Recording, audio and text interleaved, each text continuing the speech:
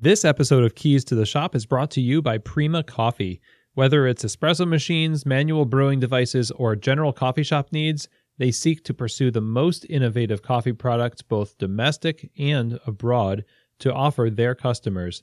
Find out more at prima-coffee.com.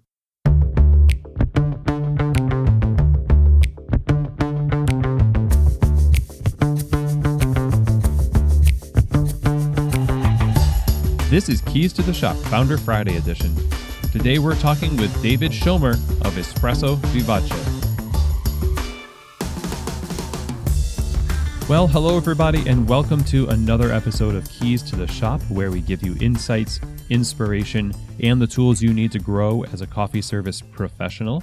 My name is Chris DeFiorio. I'm your host for the show, and thank you for coming along and joining me on this episode, this Founder Friday edition. It's the third Founder Friday, and I'm really excited to bring on David Schomer of Espresso Vivace. It's a very special episode today, and I'll get into that more later. But for right now, I want to take time to thank our sponsors here at Keys to the Shop, starting with Prima Coffee. So Prima Coffee is a specialty coffee equipment supplier based out of Louisville, Kentucky. And from the beginning of their company, they've set out to make the best coffee brewing equipment available to the general public. And their focus is on curating the best equipment for every need, from grinders to espresso machines to under-counter fridges. It runs the gamut, whether it's home or commercial use. They have a great selection to choose from. Go to prima-coffee.com and see for yourself. They have a lot of resources too that goes along with what they offer to teach you the right ways to clean and use the equipment and maintain it. They just put a big emphasis on having the expertise to help their customers get the right gear to fit every situation. Highly recommend you check them out, prima-coffee.com. Let them know that you heard about them from Keys to the Shop, and thank you, Prima, for your support of Keys to the Shop. I would also like to thank Pacific Foods for their sponsorship of Keys to the Shop. They are the makers of the Pacific Barista Series line of non-dairy performance beverages, which are designed specifically for professional baristas and the standards of excellence they demand. Whether it's almond, soy, coconut, or rice, its ability to take the heat of steaming and produce an unmatched silky texture, keep the flavor balance focused on coffee, it makes it a perfect choice for your cafe's menu. Now, Pacific has been a huge supporter of specialty coffee over the years, really dedicated to it, and demonstrates their passion for the community by listening to and serving the needs of real specialty coffee professionals. So please do check them out and consider them for your cafe's menu. Go to pacificfoods.com to learn more and see how the Barista Series can elevate the performance of your non-dairy game. So today is Founder Friday for March, is the third month of the year, on the 30th of the month. And we are talking with David Schomer, who is the founder of Espresso Vivace, a cafe and roastery in Seattle. It has 3 locations and has served Seattle for a very long time. In fact, this year is the 30th anniversary of Espresso Vivace. And I'm really excited to have David on the show during this momentous year. The Espresso Vivace has been the home to David's groundbreaking explorations into the craft and science of espresso extraction. Among many things, most notably his work with water temperature and integrating PID into his commercial equipment, and also birthing the latte art movement in the U.S. His book, Espresso Coffee, Professional Techniques, latte art videos, blogs detailing his journey into the perfect pull of espresso have inspired thousands and pushed the industry forward in seismic ways, really. His book was basically the Bible to me when I first decided to enter coffee professionally. And you know, I had a rare opportunity when I first got started way back in the early 2000s to meet him, which is why this episode is actually pretty special today, along with the 30th anniversary. So the story goes that my parents bought me a plane ticket to Seattle back in 2002 for my birthday so I could go to Coffee Fest. in full coffee geek mode. And I was super psyched. So I stayed at a hostel there. I stayed at the Green Tortoise. And you all from Seattle or been to Seattle probably know about the Green Tortoise. Really luxurious accommodations. It was fun, though. I stayed at the Green Tortoise, and I went to Coffee Fest, and I had one goal over the weekend, and that was to go to Espresso Vivace and meet my idol, David Schomer. I went to the cafe. I loved it. And I also got to see David while he was there. It happened that he was passing through the cafe, checking on things, and I introduced myself, probably seemed to be a bit of a fanboy at the time. But that's not the end of the story, because I actually had brought with me a cassette recorder and some questions that I wanted to ask him about opening a coffee shop, which is what I was consumed with at the time. And to my amazement, he actually agreed right then and there to sit down with me and be interviewed on tape about that. And so naturally you're like, well, are we going to listen to that? And I wish I had the tape still. I don't know where it is, actually.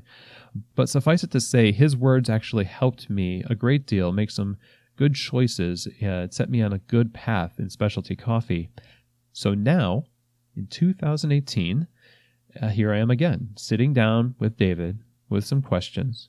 And I hope his words are a help to you too.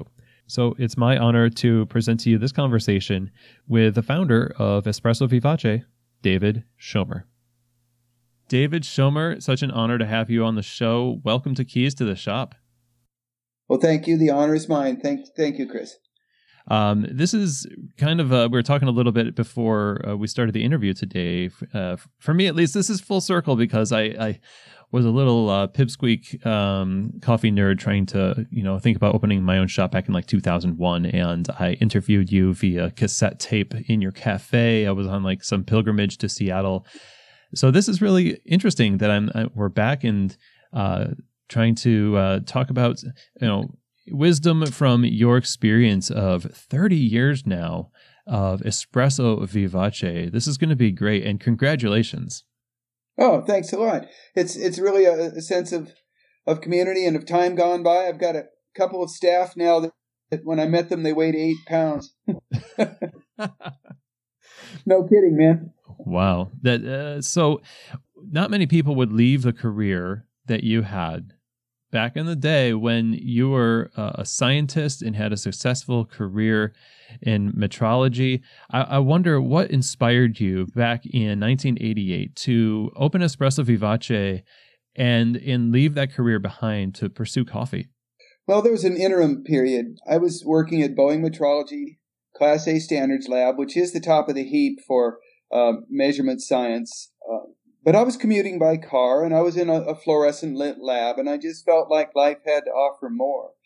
So I went and did a full-time study of classical flute and did a brave effort to become a professional flutist. And I realized I was going to play for a wall of backs with martini glasses for $8,000 a year, and I also wanted to raise a family. So I said, well, none of that's going to really work out. I just had to leave Boeing because it was just a little too dry for me, and the lab was not a healthy environment for the organism, the human organism. So I just went searching, sort of, and the flute period lasted a good long time, and I got into coffee just because I could afford to open a cart on Broadway. I had no idea that it would capture my imagination quite like it has. So you were a fan of coffee, just consuming it, and you decided to make a go of it just to be more in touch with the human element? Yes, and be able to have a business of my own. I've always thought that I should probably do my own thing. I also briefly was a mathematics major and realized I was studying to be someone else's pencil, and so I wanted to be the guy behind the pencil the whole time. I think a lot of people do, but with the right partners and gathering the right people, I've been able to succeed at running the company and creating the beautiful coffee we do. But it was just a fluke. I had no idea that espresso was so beautiful and fascinating. Was it soon after you opened your cart that you found that to be true, that it captured your imagination? It did. There was a gentleman introduced to me. One of my suppliers was giving me Ely Cafe at the time. And he introduced Eric Stone as, Eric, is a real expert on coffee. And that appealed to my imagination, that somehow that this was sort of sorcery. This was sort of intriguing and beautiful to people, especially if you could be good at it. So shortly thereafter, I went to Italy and absorbed the techniques and the style of particularly northern Italy. It had a great influence from Trieste, of course. Sergio Michael at Ely Cafe gave me many fundamental principles which took years to unfold in my mind and become practical guidelines to improve this. But it was the mystique of it. It was always been a mystique in my mind, and I just really like that, and it's beautiful. So in that time, what is it that your goal was? Was it just mysterious in, like you said, there's a mystique to it, or did you have in mind something specific that you were pursuing? Well, I was pursuing to establish a business so that it would so it would run and I could get back to music. And of course, if you're in small business, it is full time. So as it captured my imagination, it absorbed all my time. I still play the flute. With my son, who's the real musician, Taylor. We do once a year a special winter garden performance of flute and guitar, flute and piano. But truly, I have found my calling. The art of espresso is I'm better at it than I am at music. Well, it seems looking back that your strengths in science and in art kind of come together quite nicely for coffee. It seems like a good marriage of the two. Yes, it is. It is an art, but it has to be guided by rigorous, empirical, scientific methodology. You can't be sloppy or lazy or imprecise, but yet the beauty of the coffee has to be your motivator. So yeah, it's a perfect combination for myself. And that was a not common thought back in 1988 when you started, and in subsequent years even. The exact science and measurement, maybe it was a thought, but it wasn't actually practiced as well as it is today. We have much better equipment and there's been so much progress made. But you were kind of championing a scientific process for espresso that really catapulted you into the forefront of espresso and coffee. I mean, I remember your book it was basically like the coffee Bible to me when I first got into coffee. And I think it's the nature of that scientific approach that really drew me into it, but also just the passion behind it. Did you find people reacting that way as a validation of your kind of take on what coffee should be and how we can make it better? Well, for me, I've always been a person that's very interested in making people happy. I'm the youngest child. I don't think it's an unusual psychology. And I just thrill when I give somebody coffee and I see that oh, God, that is so good, dude. How do you do that? And I never would presume upon my customer or anybody that appreciates to ever tell them the mountain of research and trial and error, with a heavy emphasis on error, that's behind all this. I never, ever do that, but I just thrill to make customers happy and to make people happy with my coffee. I just love that. It's in my nature. So I think, though, that it was just an accident that the metrology taught me a way to disassemble a process and to control each factor affecting that process. And I don't know if you remember my early articles. They are always based on each factor being explored and improved, and then write about that for people to be able to improve their own coffee. But it was really years later that I looked back and I said, oh, well, the metrology, the science of measurement, had prepared me to dissect this into each factor and to try to make each factor better. And as you know, I ran square into temperature in the early 90s, a barrier I could not get past. And so I was really on the stump writing a bunch of stuff and, said a $49 Mr. Coffee has better temperature stability than these machines. And it was Sergio Michael at Ely that told me that. He said, David, of course, each brewing water temperature gives you a different flavor profile. And I kind of stored that away. And then later on and that was 1989, and when my experiments started to show these coffee machines were wildly inaccurate, I began to really push the industry and work with Marzocco to develop their prototypes. You know the story, but It was kind of an accident. I look back up and I said, oh, of course. you were applying metrology principles to the coffee, but I didn't really know it at the time. I was just doing what I thought anybody would do. If you want to tamp, you got to get the perfect tamper. If you want to grind coffee, you got to have the perfect grinder and grind by the cup, on and on and on. So it was dissecting it later that I realized the metrology had prepared me perfectly to try to perfect espresso. So when you're pursuing espresso and the science of extraction, you're doing that usually in a context that is also brewing coffee in different ways, like brewed coffee. Now, that's something that you never have done in terms of your operations. You haven't focused on the brewed coffee. It's been pursuing espresso. Was that just a matter of, I don't have time to think about anything else except for trying to chase this espresso? What was behind that decision? What was behind it was that's all I liked. I don't like saturation coffee. Never have. Don't like French press. Don't like drip. I like the cold brew. I like to travel with it. We do make cold brew, but it was simply a matter of me being like a little spoiled child and only just doing exactly what I'm interested in, and the heck with the rest. Mm. And so you eventually, in order to get more control over the espresso, you had to start roasting. When did roasting enter the picture? 1991, 2 years after I started. Yeah, I got so far with the roasts that were being provided by Mauro Cipolla, an excellent roaster, and I realized, this is the next thing. And I didn't realize that, factors trying to control espresso and develop the machines along with the machine industry, all this would bring me all the way back to where now my primary interest is roasting again. I'm having so much fun right now.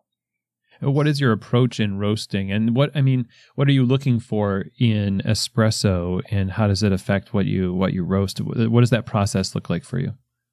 Well, it looks like trying beans from all around the world from several brokers. I don't do a lot of traveling. Again, I'm a little hothouse flower. But what I'm trying to do is to find coffees where the origin flavors peak along with caramelized sugar without a shred of citric acid in the flavor profile. And then I fine-tune it by tasting that coffee until I can identify to within a half a degree and 30 seconds roasting time, airflow, and everything, to where I can pinpoint the maximum caramelized sugar that coffee has to offer. So that was the style I learned touring northern Italy, was maximum caramelized sugar developed alongside of the origin flavors. For example, Ethiopian, you want that chocolate umami, I call it, with a blueberry finish if you've got a really good one. So it's always been about heavy body, sweetness, and distinct origin flavors for me, without a shred of citric acid. That sounds delicious. Oh, it is delicious. You know my coffee. You've been. I was hoping you were going to come to Seattle. I can't imagine that you would, just to see me. But if you are in town for the show, you got to come by for these single origins. I wish I could get out there. I had the fortunate pleasure of stepping behind your machine once. I think it's a couple of years ago, and watching you pull a shot. That was pretty awesome. Beautiful. Yeah. But it makes me want to ask, the chocolate umami, the blueberry, when you're looking at the way espresso is now, it's not chocolate umami. It's what is it? It's bright. By and large, espresso today is extraordinarily bright. What are your thoughts on the way espresso is now? I'm deeply embarrassed for these roasters, and my heart is a little bit broken. They have taken these beautiful techniques, and somebody said, coffee is a fruit. It should taste like a fruit, which is a concept. It's a concept that's factually wrong. Coffee is a legume, a consumable seed of the coffee cherry. But not only that, conceptual art, for example, an artist that paints, for example, some genius that would like you to feel that you have a beautiful life and you should cherish that life. They want to shock you with visual art as a concept to get you to a higher plane of existence through their art. And that's quite legitimate, because if you're looking at a painting and the painter has used deliberately jarring or violent images or old materials as a way to communicate a higher understanding. That's quite legitimate, and Western culture finds that that is very legitimate. But culinary art, oh no. Culinary art is visceral and intimate and in your mouth. You do not color outside the lines. A Parisian chef would never use a deliberately bitter thing to remind Parisians that they have a beautiful life. No, it's out of bounds because it's visceral. It's powerful. It's in your mouth. So I'm embarrassed and heartbroken that these roasters are following a conceptual art that coffee is a fruit. It should taste like a fruit. I can't emphasize enough how disgusted I am with all of that. Wow. Your pursuit for this particular flavor profile, and you're intimately acquainted with what it takes to achieve it. It does seem that some of it is making a resurgence. More of the industry is embracing the deeper tones, the more coffee flavors, if you will, and so hey, there might be hope yet. Yeah, I should clarify that when they do roast deliberately light before second crack, it is dominated by citric acid. When you put it in an espresso machine, it's horribly sour, and I think that that's important to understand my rant. Otherwise, you're going to say, well, this dude is just closed-minded. No, it's just way sour. That's important to understand. So the art aspect of coffee is really, it's not just what you see, it's what you experience. Part of what you are credited with popularizing, it kind of exploded from your shop is latte art.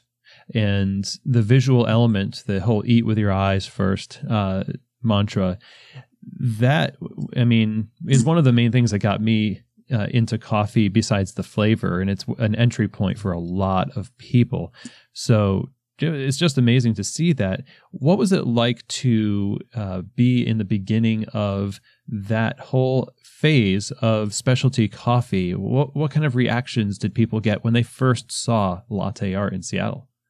Oh, they would say, like Charles Kuralt came, rest in peace, but he came for his show. He said, "Oh my God, that's too beautiful to drink." I said, "Charles, we'll make you another one tomorrow." So I could not be more proud and gratified and happy the way that the world and baristas all over the U.S. have created this latte art, because they've gone beyond what I can do, and they're marvelous artists. I do not do scribe art. I only do Freeport, but I'm incredibly proud of them, and truly, if it's a finish. And any culinary art should have a finish. Certainly the chef works to make the plate look really beautiful. The sushi chef is very interested in the arrangement, the materials used to present the beautiful fish. And so this is our finish, and it serves notice to the customer that, well, yeah, there's something going on here that is special, and it makes them step back a moment and to cherish what they're about to drink. And so, and this is the opposite of what the roasters have done, in my opinion. I'm extremely gratified and happy to have been the person that popularized this, because you had it right. I read your blog or listened to your blog or podcast on latte art, and I didn't invent this. It was something that we've refined incredibly and popularized to the world with the videos. But when I was working the cart at Fifth and Union, the banker named Sid, and you never think of a banker as something except a suit, So the guy comes out one day and he's like, "Oh, look at that." He said, "I have not seen that." We were pouring Rosetta at that time, 93. And he said, "That was in the hills of northern Italy where I grew up. The barista poured those. He called it a Rosetta." And I said, "Sid, you've just given me some major information." So, yeah, you had it right on your Latte Art podcast. I didn't invent this, but I'm incredibly proud to have popularized it, and we continue to develop it. On the website, espressovivace.com, we have our gallery, which people contribute every day that are on staff, and they all just pour beautifully. My favorite latte artist now is a judge that was at one of the shows. I think it was Nashville when I was judging before Dave sold Coffee Fest. I did a couple of judging in Schroeder Say, Hsiea. Right. Oh my God, so good. He was so sweet and soft and just judging. And then Sunday morning I caught him on the machine. I said, "Do you mind if I take a video?" I show that all the time. Today I was training Carrie, and I showed her again this beautiful pour. So I hope I haven't gone on too long, but I could not be more proud and excited the way that latte art has been embraced by baristas all over the world. Yeah, it is a movement for sure. And it's great. Yeah. Shout out to Schroeder too. That's pretty Oh, amazing. yeah, he's brilliant. Absolutely brilliant. So the visual element of latte art being, one of the things, the whole "I don't want to drink it, it's too beautiful," that lives on today. Everyone has not been introduced. It's amazing that people still have not been introduced to latte art as much as we do it in the shops, and it's now on non-dairy creamer containers. Yeah, it's all over the place, man. It's gone mainstream. Can't stop a good thing. So that visual element mixed with that, the temperature stability, the exact science, the pursuit of an exact espresso in your shop. When you did that, let's talk about the taste element.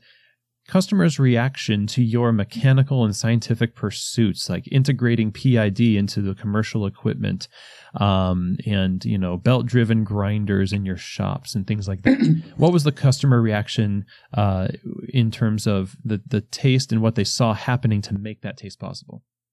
Well, I do believe that the back bar work to develop the equipment to where you could capture that fragrance in a cup.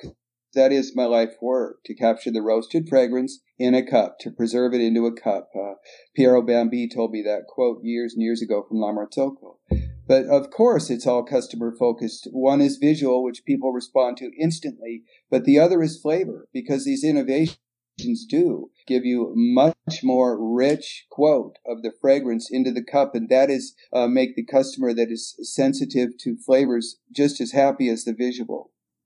So when you're combining all of these elements in your stores, these repeatable pieces of art, the experience of coffee, the visuals, the taste, what is it exactly? Encapsulate for us the experience that you want a customer to have when they come into your cafe and remember it after they've left.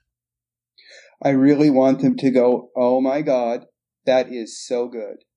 How do you do that?" And of course, we will talk a little bit about it, but we just basically say, we train all the time, and there's quite a history to this. You can go on the website, read the article history and archives. But for us, again, it's all about that customer's experience. It's not about us at all. It's about what they perceive. And so my most gratifying is just that jaw-dropping moment. "Oh my God, that is so good."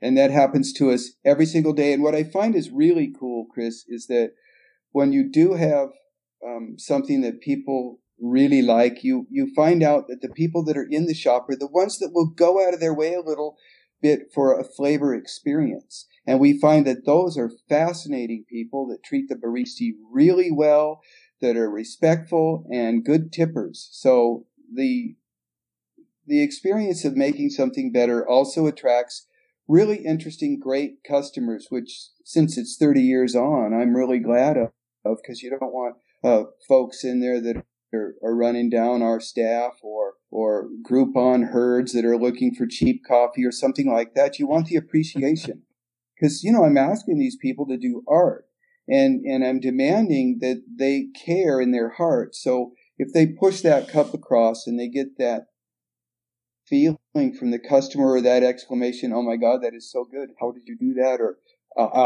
I can't imagine, any more satisfaction for the artist. And I think artists need that feedback. So it's a loop. It's a feedback loop. You make the customer happy, and better people are coming in that appreciate the staff, and then the staff is more motivated to do the art. It's a big continuum between customer appreciation and what the staff can do. And I learned that the hard way at Fifth and Union. Oh my goodness. Oh, yeah. Tell me more about that. What's behind that? I opened the cart at 5th and Union. And it was greed and ego. The reason I opened it, we did a foot count, 14,000 a day walking by the corner and all this stuff. And I put out my cart and put out my energy in 1989. And people would come in one day, oh, that's really good. And the next day I'd see them with the Stewart Brothers was across the street, Starbucks. And there was just no way to get any traction down there. The people that were there just didn't really, there was not enough of them that cared about quality in that financial district. 5th and Union is a financial district in Seattle. So by locating in the neighborhood of Capitol Hill, what I found out was that because it's a residential community with people all around, generally highly educated, progressive people in midlife and older that have traveled, that their appreciation is very, very high, and that's what really makes the staff culture that I've created able to survive. They're appreciated. So that staff culture, meaning what you just described, like a satisfied artist producing something that really changes somebody's perspective of coffee. Right. And they're all excited. They're all comparing their latte art on their phones. They're all like packing in to taste single origin on Sunday. We have single origin Sundays now at the big bars, and there's real excitement, but it wouldn't exist if there wasn't excitement from the customers. That's a key point. And that is one of the conversations we have in specialty coffee all the time is how do you get a customer to care? And you said it earlier, and I thought it was really good. And I agree that even though you have done, you especially have done so much work behind the scenes to make this one fleeting, ounce shot of espresso, you're not begging people to validate that work by anything other than what you deliver in the cup. And I think that's unique. I never thought of that as being unique. I just thought that was kind of the way it should be. It's just nobody cares about the work you've done unless they do, and then they can find it. What they care about is how they're treated, the location, you can't get past that, and then how that coffee is in the cup. And we just, you asked me in those written questions, what do you think is the secret to longevity? And I think it is that we value the customer's appreciation of what we do and our art equally. We make a great effort for the shop to be soothing and relaxing and a sanctuary for the senses, so that they can relax just a little bit. Flavor is very sophisticated. When you taste something, it's perhaps the most sophisticated sensory experience between the human and the environment of the world. There's really not sure how it goes on, but having them relaxed is important. For example, every time somebody tells you the best cup of coffee they ever had, Chris, it's always a story of romance. It's always a story. Well, I was on the Adriatic, and it was with Billy, before the incident. and the waiter was perfect, and the sun was going down. It was the best coffee, and that's quite legitimate. The human organism, when it tastes something, everything is involved. Your mood, how much you slept, the present company, what you're hearing. It's I favor Luca Turin, the emperor of scent, his theory on how we perceive flavor and aroma, but I won't go too far in the theory of it. But it's amazingly sophisticated. So we're trying to make sure the customers relax. And that's one thing about latte art, is that when you pour it, they're ready to experience something special. They're like, oh, well, okay. And it relaxes them a little bit and allows them to taste it better. Yeah, it makes them smile. I, got off a bar shift here just before our interview, and at least 4 or 5 people that have never seen latte art before. And even the people that have before always get a kick out of it, and it sets them up for something nice. So your operations run on the interaction between staff and the customer, as all of ours do. Getting the right staff is a huge question, and I love to ask people who have opened coffee bars about this, because it is such a vital cornerstone of any organization. So how do you go about finding the right people to represent what you want to accomplish in your stores? Well, it's word of mouth. the barista are out there, they're talking to each other, and we have a reputation for being very serious about this. No one's late, but they're very well supported at Vivace, and the people know it, and we have this reputation for doing excellence. So we're kind of lucky that people that are looking to learn this art, that are usually quite fascinating young people, they're applying for us, but to work with us because of our reputation, which took a while to establish. At first, I hired friends from Cornish, and then I immediately had less friends. But it must be said that a person like me, an artist that is sort of perhaps a little bit immature and a little bit unwilling to do things I really don't like to do, they need a business partner that can control inventory, taxation, with really good management structure. I'm a natural people manager, but I'm not a natural business administrator. So I can't emphasize enough that to have a good place to work, you've got to have a very tight back of the house as well as a beautiful product out front. Yeah. So your staff, they buy into what you do because they know about what you do through word of mouth. When you're looking at baristas at large in the industry, what do you think the ideal barista, and I know this is preference of the, expression of coffee in the shop, but are there qualities that you think are just core to being a great barista?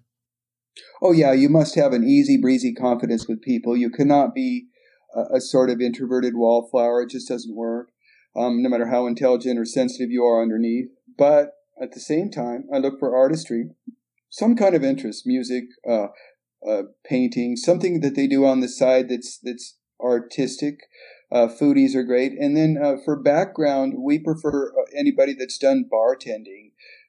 Makes tremendous segue into that chaotic environment.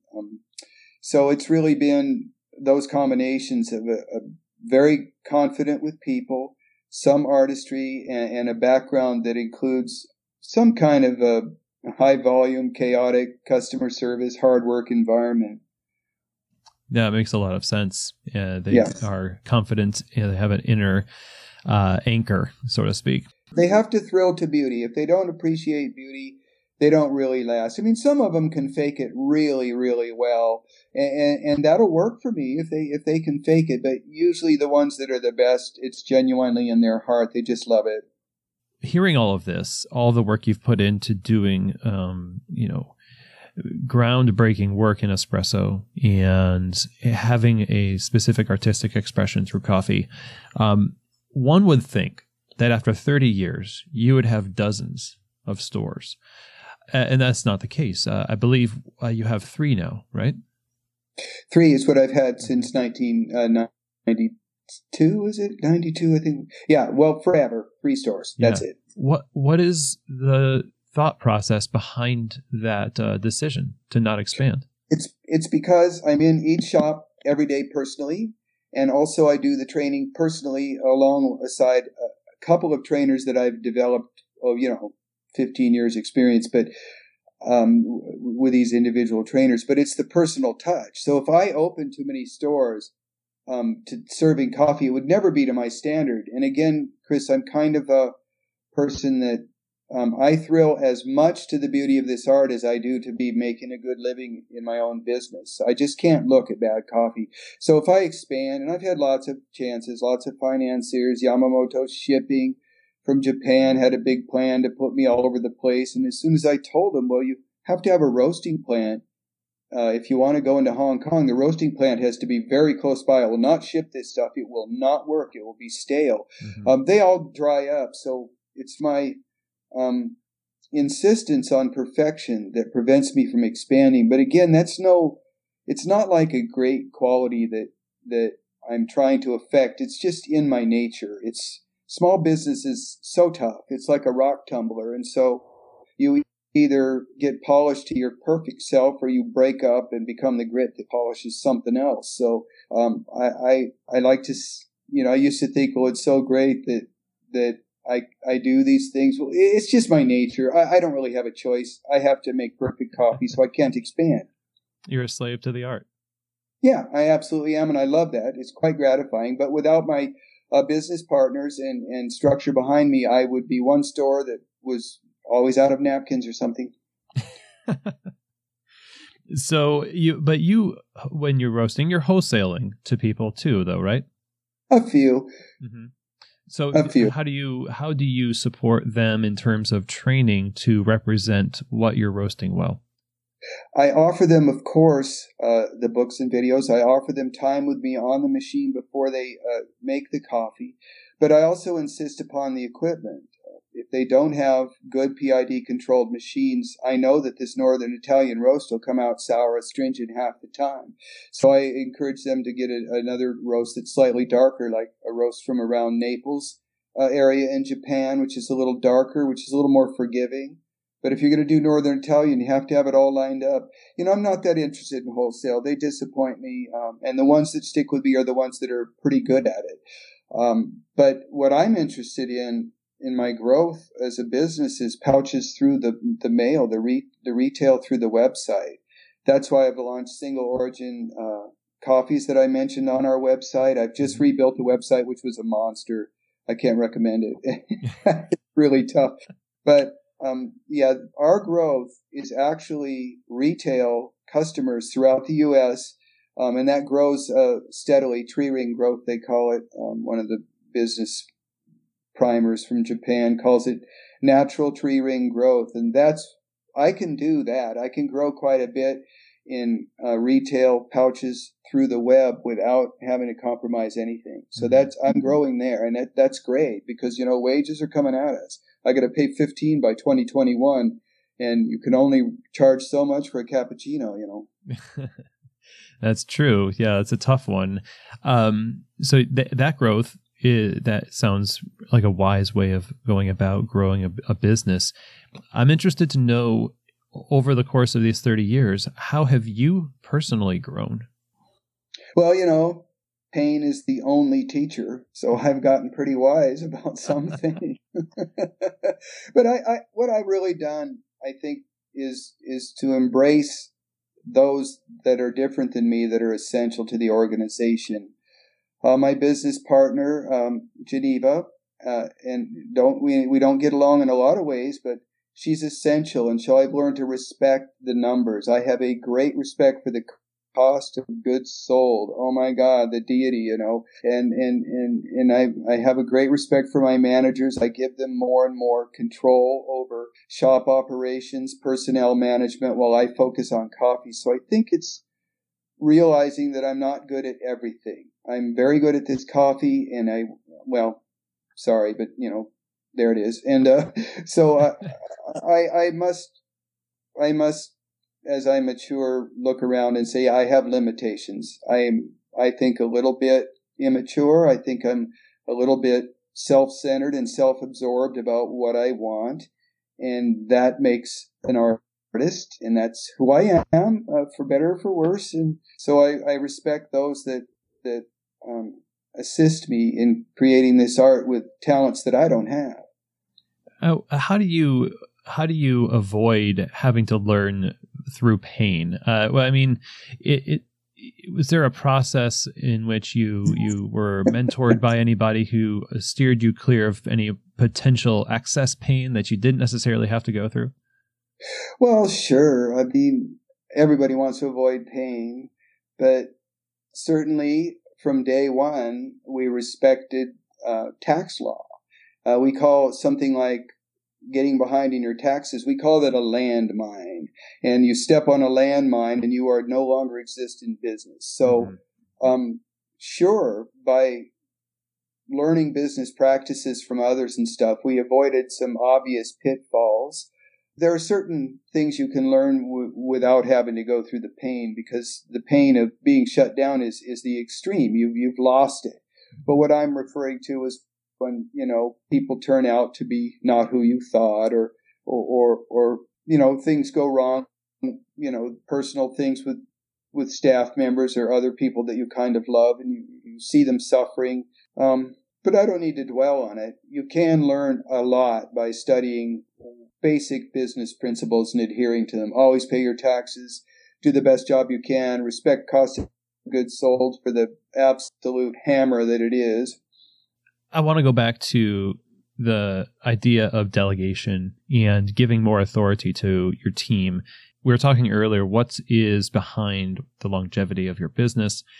And I have to think that part of it is the wisdom to be able to give away authority in that respect. But people don't always do that. We want control of every aspect of the business. I mean, what are people risking when they don't relinquish their hold on things that they shouldn't really be holding on to?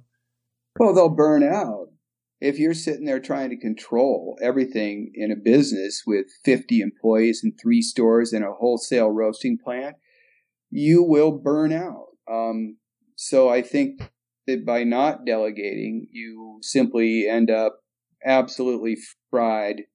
Control freak cannot be a successful business person. You've got to have the ability to recognize talent and delegate to it.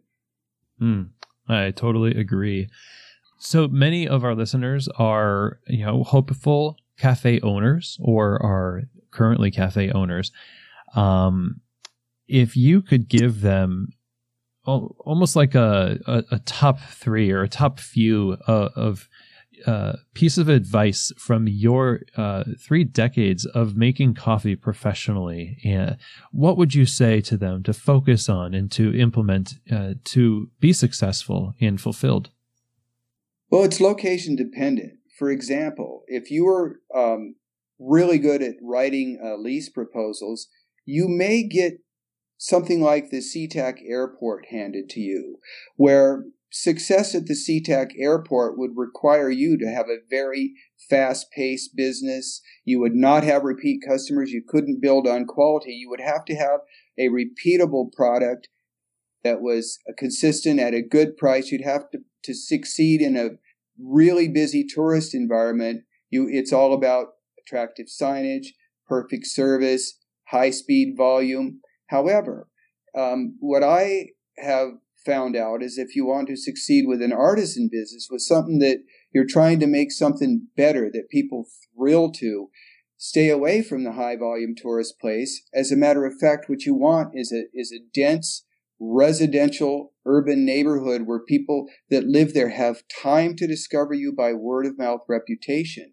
And then you can follow some of the principles we've been talking about today. You make continuously better cup, and you treat people beautifully, and they treat your staff beautifully, and it grows because of high quality, which brings in the high quality customer, in my opinion and my experience. But there's all kinds of different business environments, and those are just 2.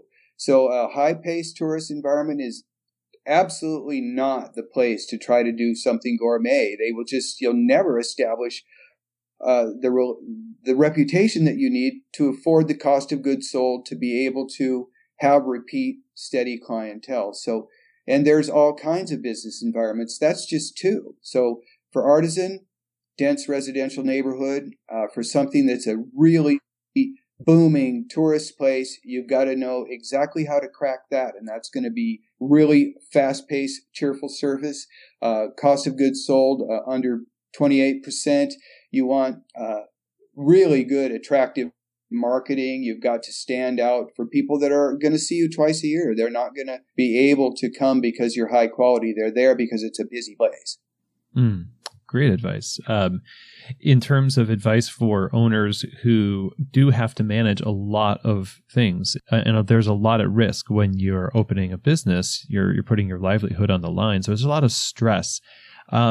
What would you say is something good for them to do or practice in order for them to not burn out? How should they view their responsibility, seeing as how it can be sometimes really overwhelming?